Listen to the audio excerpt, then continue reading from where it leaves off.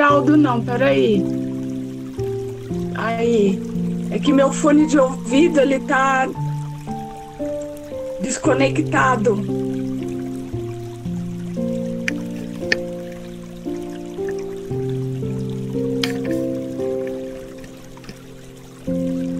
Uma boa noite a todos, todos muito bem-vindos para mais esta aula. Que nós possamos, assim, serenar as nossas mentes e corações, que possamos estar aqui sem nenhuma tribulação, só focado nesse estudo que é de grande aprendizado, que nós possamos absorver assim tudo aquilo que será tratado nesta noite. Agradecidos a toda a espiritualidade amiga, agradecidos ao nosso querido Mestre Jesus, que está sempre conosco, nos amparando, que nos deixou tantos exemplos e tantos ensinamentos, assim como todos os seus discípulos que vieram, assim como ele, nos ensinar. E assim, Mestre, nós agradecemos por tantos ensinamentos, agradecemos ao nosso Pai Criador por mais esta oportunidade bendita de estarmos aqui reunidos nesta noite. Que nós possamos, assim, tirar bastante proveito de tudo aquilo que iremos aprender, para que este aprendizado possa nos guiar cada vez mais em direção a Ti, Pai. E assim nós louvamos e bendizemos com a prece.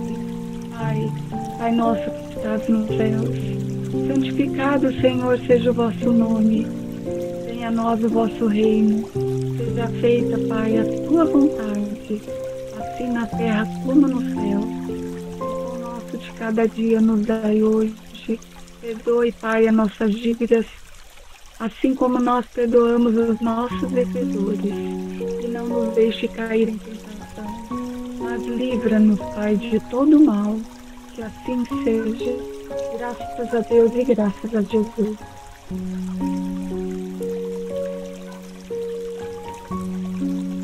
Obrigada. Então, boa noite para vocês todos mais uma vez. Hoje nós vamos iniciar o capítulo 8, Teorias sobre a Formação da Terra. Então, aqui tem 3 teorias da época de Kardec que ele vai colocar.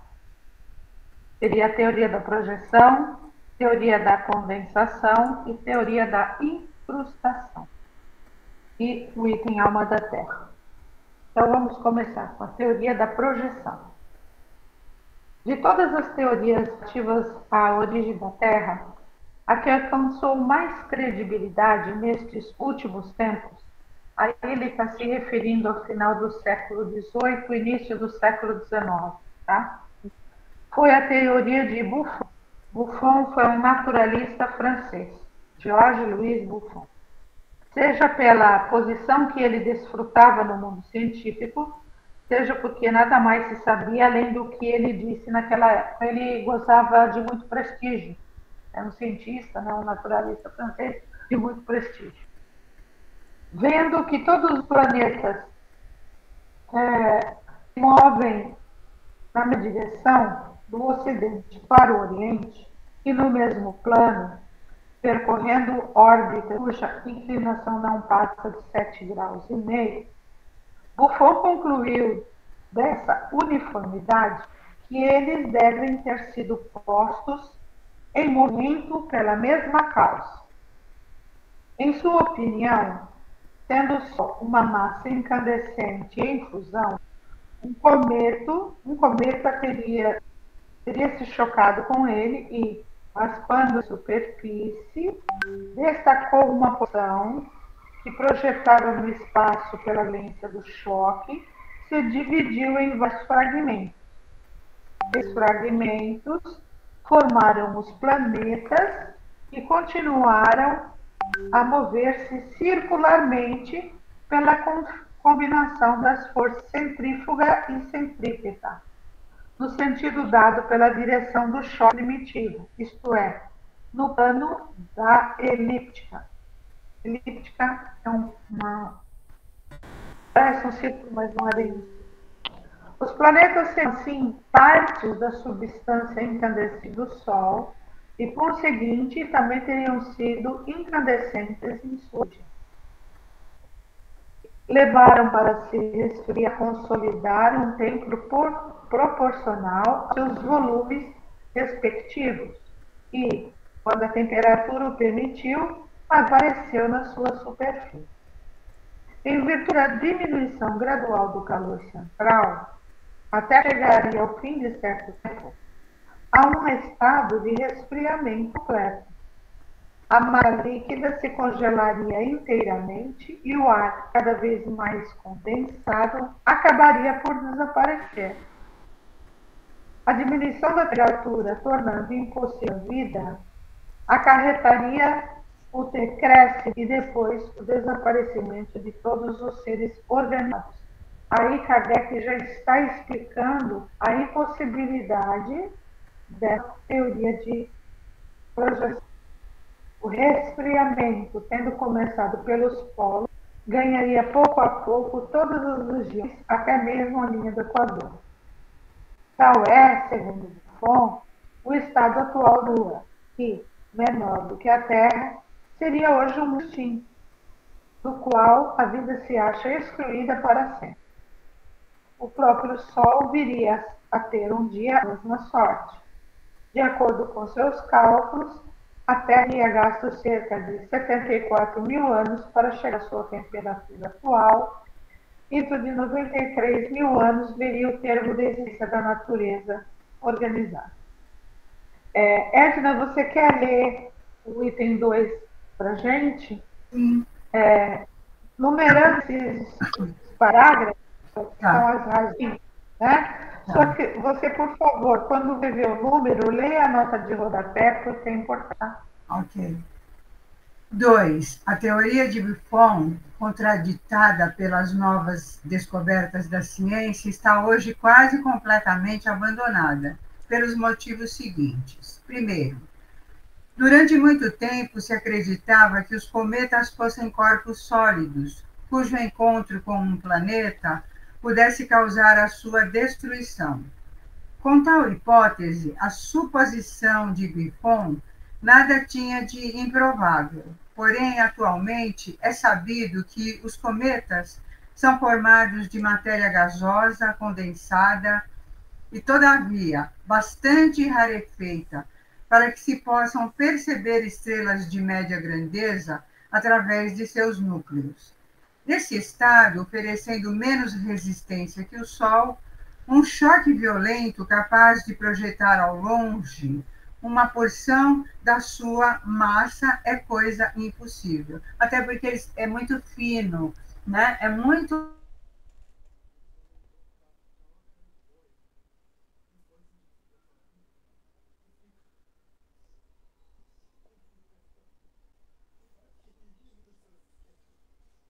Quando ele coloca aqui é bastante rarefeita, tem uma nota que a ciência atualmente define como blocos de gelo e rocha com alguns quilômetros de extensão. Quando o cometa se aproxima do Sol, o gelo se evapora, formando uma bola de vapor, e por isso que hoje sabemos que os cometas não são tão inofensivos se chocam com o planeta. O choque com o Sol não causaria nenhum problema, não iria acontecer nada. Tá. Segundo parágrafo, a natureza incandescente do Sol é igualmente uma hipótese que, até o presente, nada vem confirmar, e que as observações, ao contrário, parecem desmentir. Se bem que ainda não existam dados fixados acerca de sua natureza, o alcance dos atuais meios de observação tem permitido um melhor estudo da sua superfície. Atualmente, admite-se, de um modo geral, pela ciência, que o Sol é um globo composto de matéria sólida, rodeado de atmosfera luminosa ou fotosfera. a qual não está em contato com a sua superfície. Aqui tem uma nota. Encontra-se uma dissertação completa e no nível da ciência moderna sobre a natureza do Sol e dos cometas nos estudos e conferências sobre astronomia, de Camille Flammarion. Deixa eu ver se ele continua no outro. Não. No terceiro parágrafo, no tempo de Buffon, apenas se conheciam os 6 planetas já conhecidos na antiguidade: Mercúrio, Vênus, Terra, Marte, Júpiter e Saturno. Posteriormente, foi descoberto o maior número, dos quais principalmente 3 têm sua órbita inclinada a 13, 10 e 34 graus, o que não concorda com a hipótese de um movimento de projeção única. São eles Juno, Ceres e Palas. O quarto parágrafo. Os cálculos de Buffon a respeito do resfriamento são reconhecidos como sendo completamente sem exatidão, desde a descoberta da lei do decréscimo do calor pelo Sr. Fourier. Não foram os 74.000 anos o tempo necessário para que a Terra chegasse à sua atual temperatura, mas sim milhões de anos. E assim, tadinho, na época ele não tinha, por exemplo, a tecnologia que nós temos. Com tudo que nós temos, nós não chegamos a lugar nenhum ainda, imagina naquela época, né? Buffon não considerou senão o calor central do globo, sem levar em conta o dos raios solares. Ora, hoje se reconhece, por dados científicos de rigorosa precisão, fundados sobre as experiências, que, em razão da espessura da crosta terrestre, o calor interno do globo não tem já de há muito tempo, senão parte insignificante na temperatura da superfície exterior. As variações que esta atmosfera sofre são periódicas e devidas à ação preponderante do calor solar. Capítulo 7, número 25. O efeito desta causa é permanente, ao passo que o efeito do calor central é nulo, ou quase nulo. A diminuição desse fator não pode trazer à superfície da Terra modificações sensíveis, para que a Terra se tornasse inabitável pelo resfriamento geral, seria necessária a extinção do Sol. Aí tem uma nota. Para maiores detalhes sobre o assunto, e quando a lei do decréscimo do calor, ver Letters sur la Révolution du Globe, pelo Dr. Bertrand, antigo aluno da Escola Politécnica, segunda carta, esta obra do nível da ciência moderna, escrita com simplicidade, sem espírito sectário, oferece um estudo geológico de grande interesse. Então, quem tiver curiosidade, chega lá, né? O que acontece? Essa teoria dele era como a Edna falou, né? Eram as informações e os instrumentos que ele tinha na época. Né? Depois, com a evolução da ciência, a teoria foi refutada. Lucilide, que é a teoria da condensação? Leio sim, Mari. Teoria da condensação.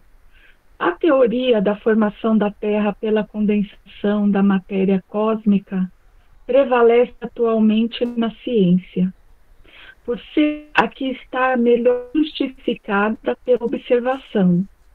Aqui resolve o maior número de dificuldades e aqui se apoia, mais do que todas as outras, sobre o grande princípio da unidade universal.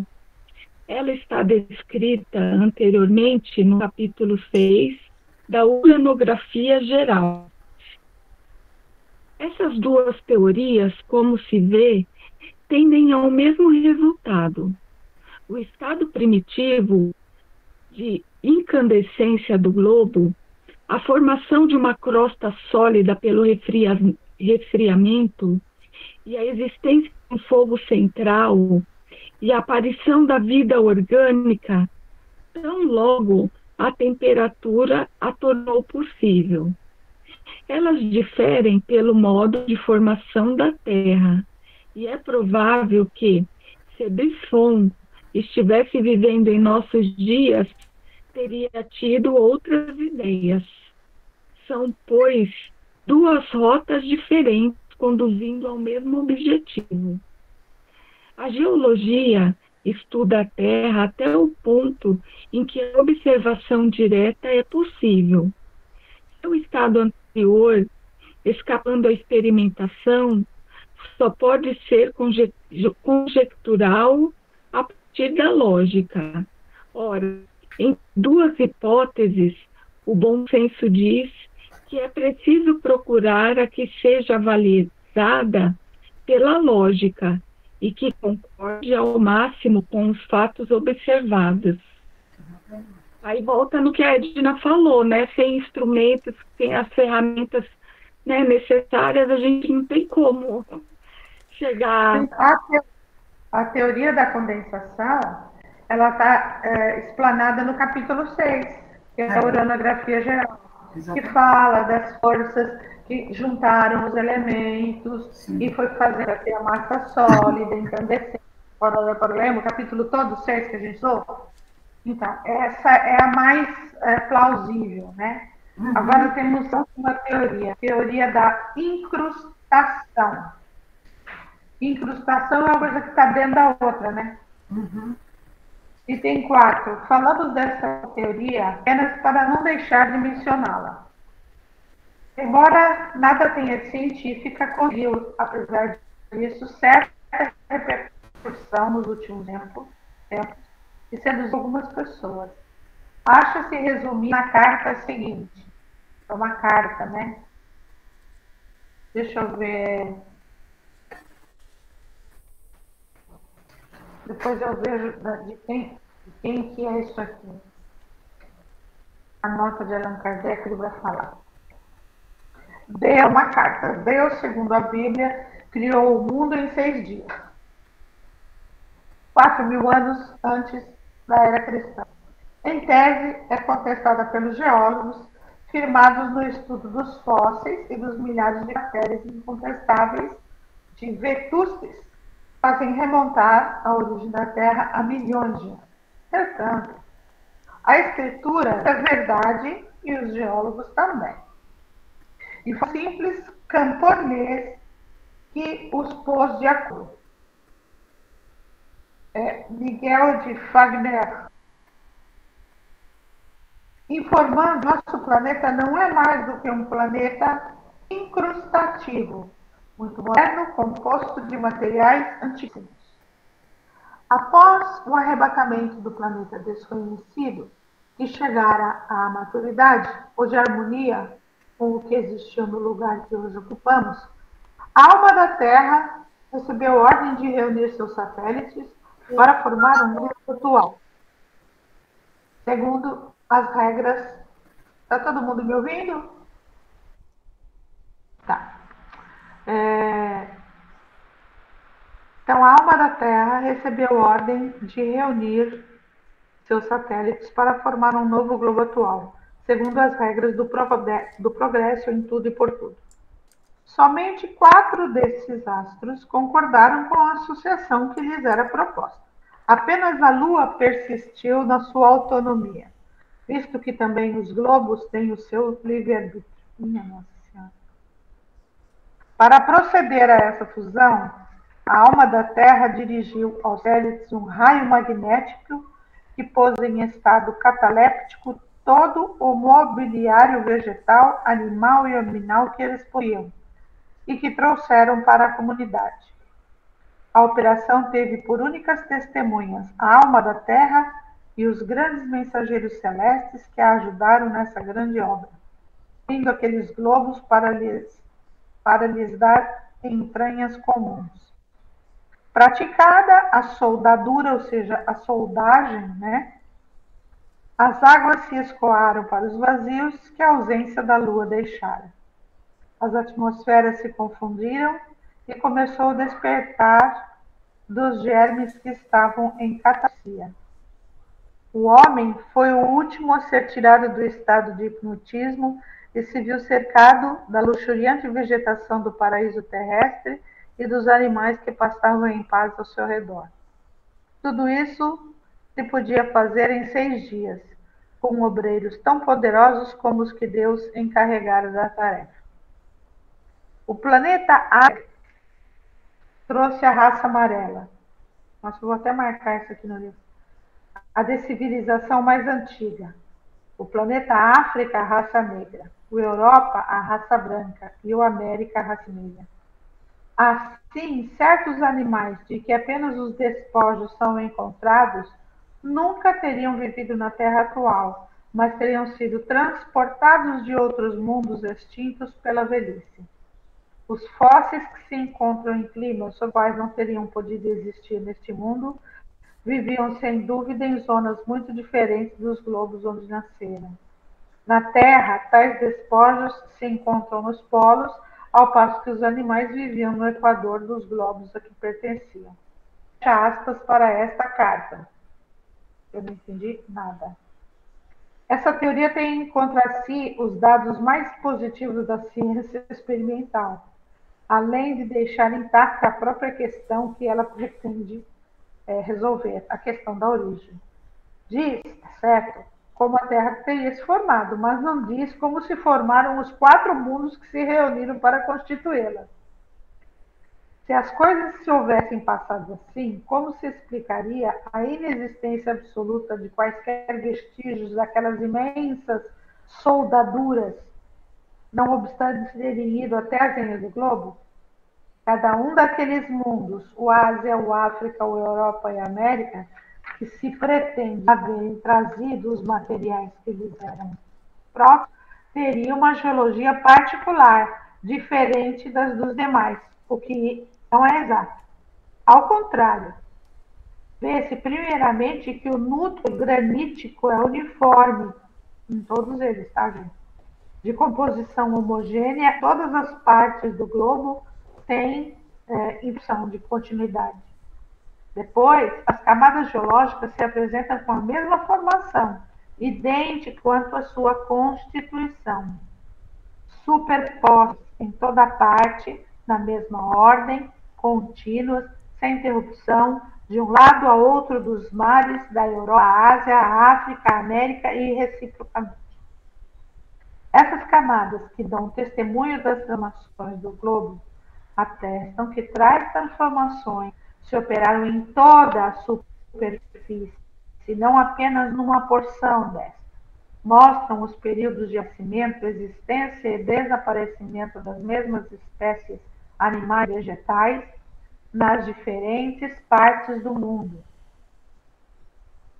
Mostram a fauna e a flora desses períodos recuados a marcharem simultaneamente por toda parte, sob a influência de uma temperatura uniforme, e a mudar de caráter por toda a parte à medida que a temperatura se modifica.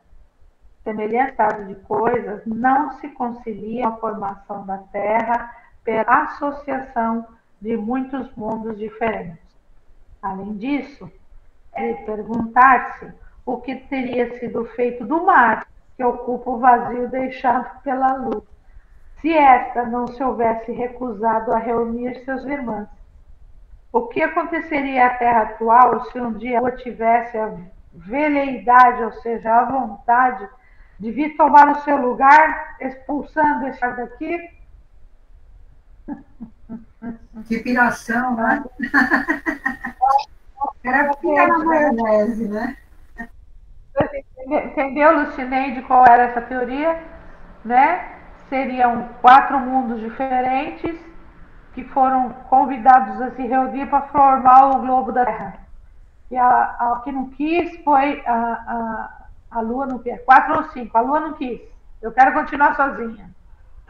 Continuou lá. Os outros deles foram como que costurados uns nos outros.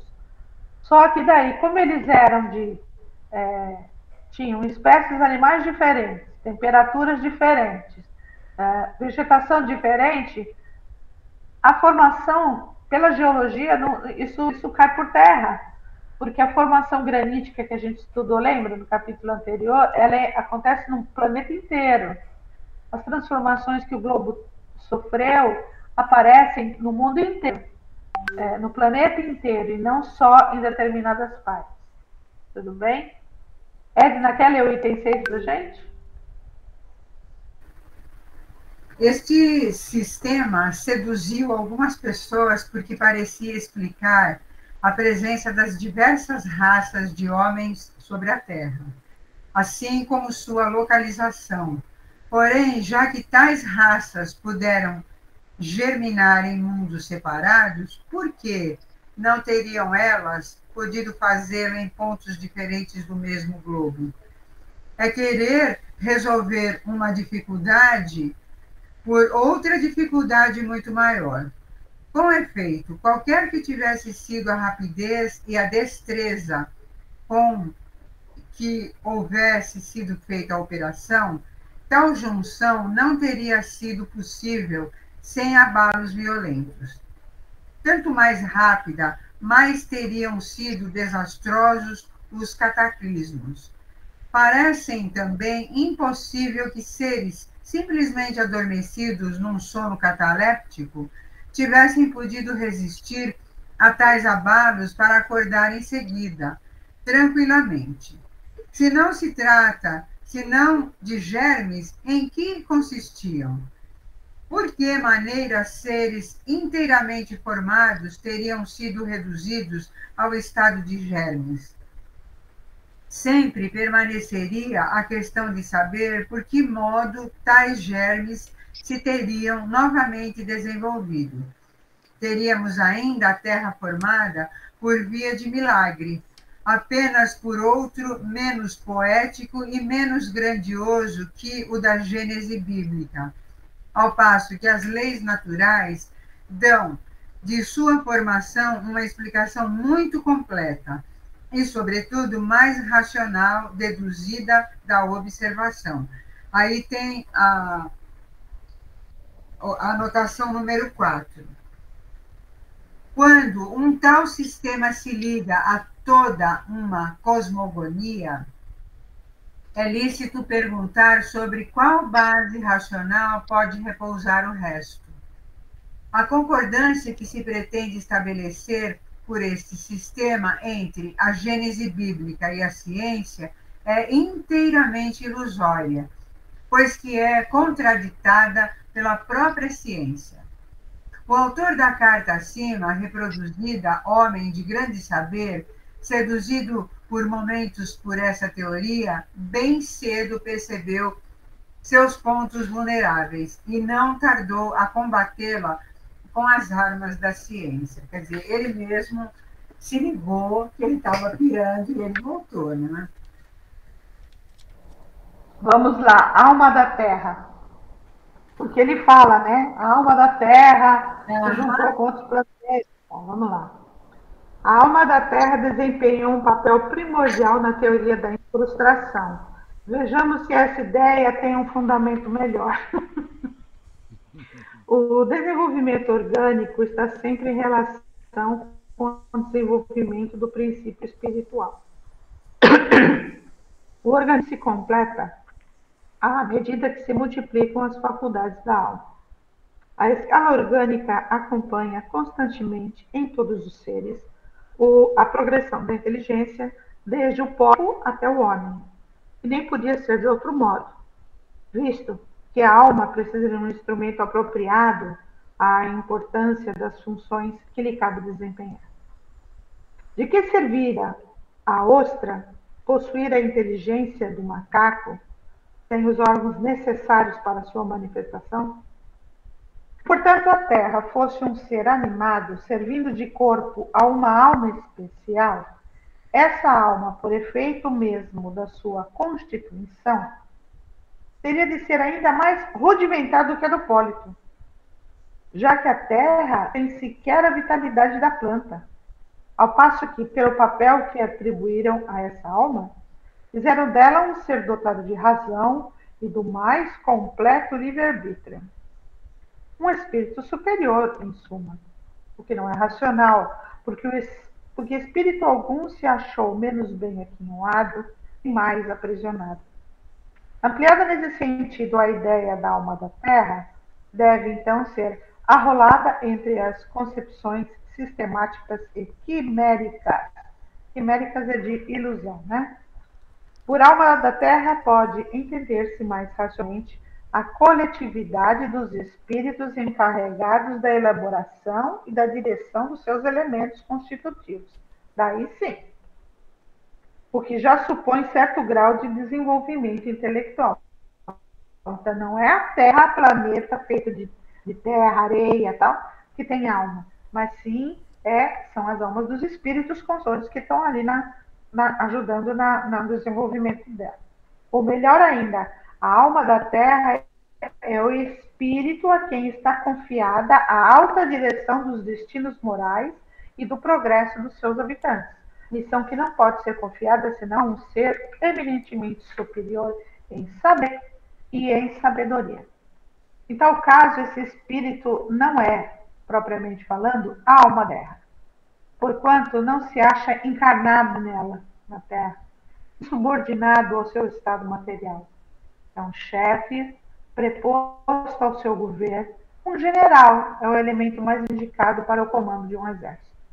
Um espírito imbuído da missão tão importante qual a do governo de um mundo não poderia ter caprichos, ou então Deus seria muito imprevidente, por confiar a execução das suas leis a seres capazes de transgredi-las a seu bel prazer. Ora, segundo a doutrina da incrustação, a má vontade da alma da lua é que dera a causa a que a Terra ficasse incompleta. Há ideias que se refutam por si mesmas. Tudo bem? Eles tinham, assim, o hábito, né? Era uma coisa de desconhecimento mesmo. De tudo tem que ser personificado, né? A lua foi personificada, então ela tem vontade, ela é uma Exatamente. Exatamente. Porque, assim, a gente estuda no começo, né? Quando a gente começa nossos estudos, principalmente religiosos, de que tudo que é desconhecido, o ser humano tende a personificar, trazer para perto de si, para compreender. Então, o que eu não conheço, o que eu não sei como funciona, por exemplo, a teoria dos deuses. A teoria dos deuses gregos, como eles não sabiam como funcionava lá em cima, eles criaram uma cidade, o Olimpo, e criaram os seres iguais aos seres humanos, né? Dotados de poderes específicos para cada uma coisa. Eram como se fossem pessoas, entenderam? Então, essa é a tendência da humanidade, ou de todos nós, né? O desconhecimento é de personificar. Tudo bem? Revoluções do Globo, capítulo 9. Nossa, tá mandando bem, hein? 10, 11 já é a Gênese em si. Bom, revoluções do globo, revoluções gerais ou parciais, idade das montanhas, opa, dilúvio bíblico, revoluções periódicas, cataclismos futuros, aumento e diminuição do volume da Terra. Vamos lá, Lu, quer começar? O item, leia, deixa eu ver se o 2 é muito grande. Leia item 1 e 2, por favor. Tá bom. Revoluções gerais ou parciais. Os períodos geológicos marcam as fases